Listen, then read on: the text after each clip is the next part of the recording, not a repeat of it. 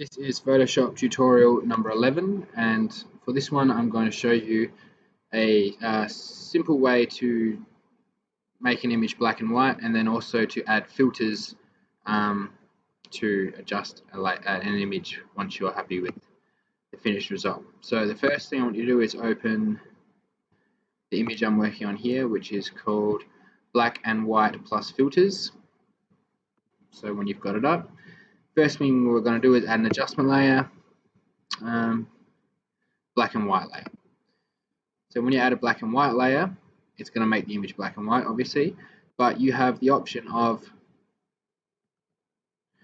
what have I done here? You have the option of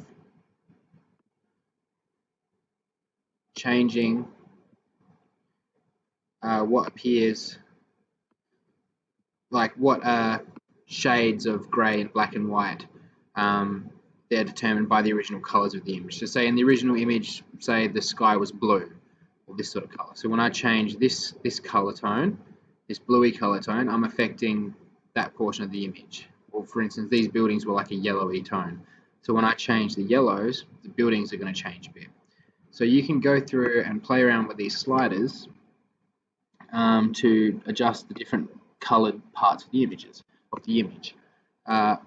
Additionally to that, what you can do is use this tool here, where you basically choose a part of the image instead of choosing the color if you don't know the color, but you know, okay, well, I want this shirt to be a bit brighter, say, then I can make changes on the part of the image that I choose. So say, for instance, I want this sign really bright, and then I might want the building a bit darker, sky a bit darker, but I want that sign as bright as possible.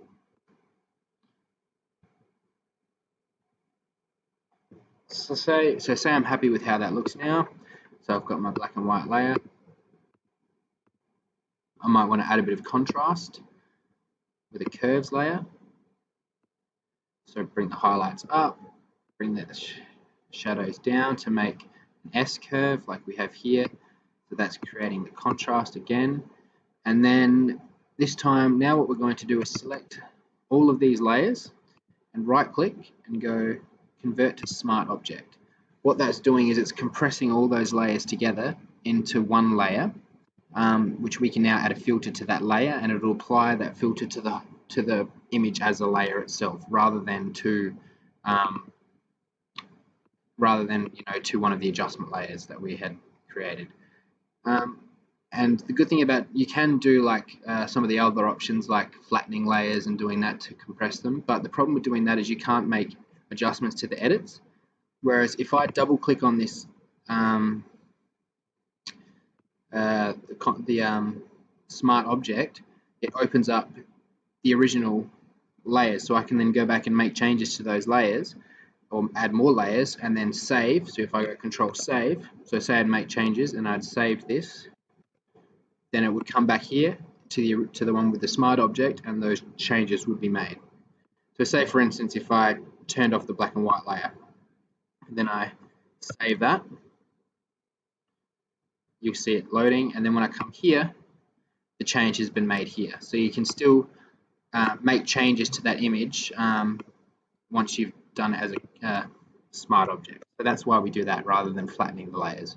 So I'll just put that black and white back on and come back to this one. And now we can add a filter to that smart object, which still allows us to go back and make changes later if we want to. In this case, we want to sharpen the image. So we're going to go and just go sharpen.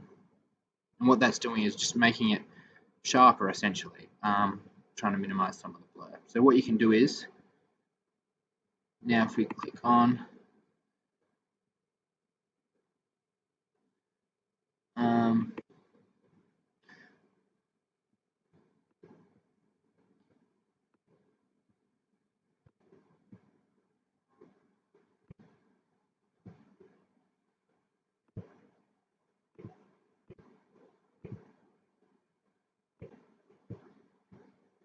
I think I might have done the wrong way.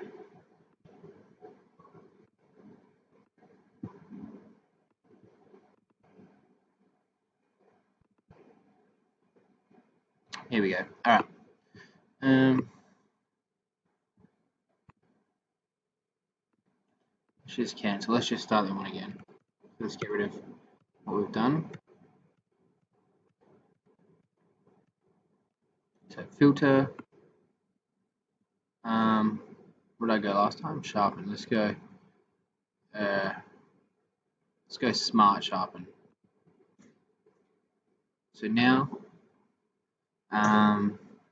you can, here's the preview of what, let's find something that we can see.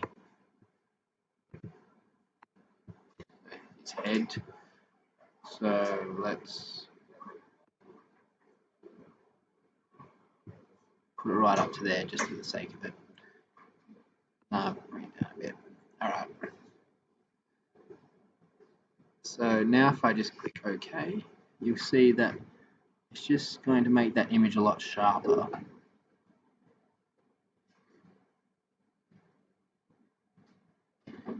Now I can turn that on and off. The difference you won't be able to tell maybe necessarily, but say that's with it off and that's with it on. So you can look at the lettering and see how blurry the lettering is versus when you put it on. So you can use that just to sharpen up parts of the image that might have been a bit blurry before. So especially with this lettering, it brings out the attention on that. So we're just going to go File, Export. Now we're happy with that. Export as. This one, same again, 1200 pixels. Obviously it's going to be a JPEG. Export.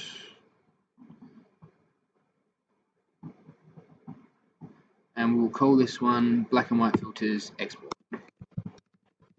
And that's that one done.